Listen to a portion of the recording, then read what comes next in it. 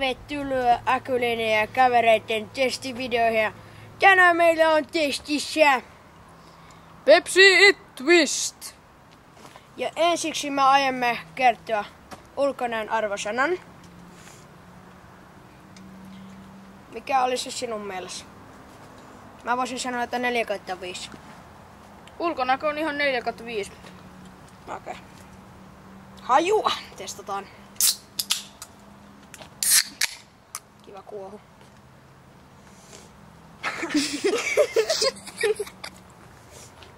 Meni nenään. Oh.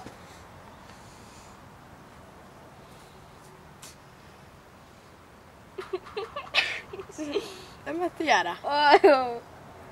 Se haisee ihan. Tää haise miltää. Ei se haise miltään. Tää.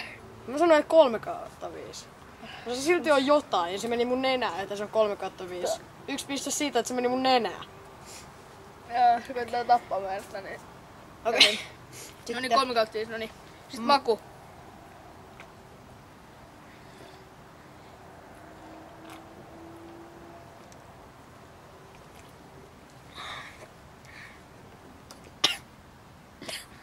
Itkettää.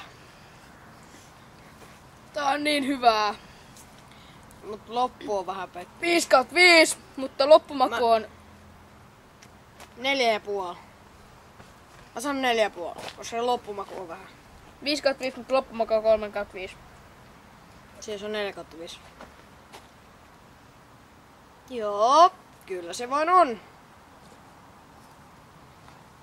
Eli tämä jätkä oksentaa ja me lopetamme tämän.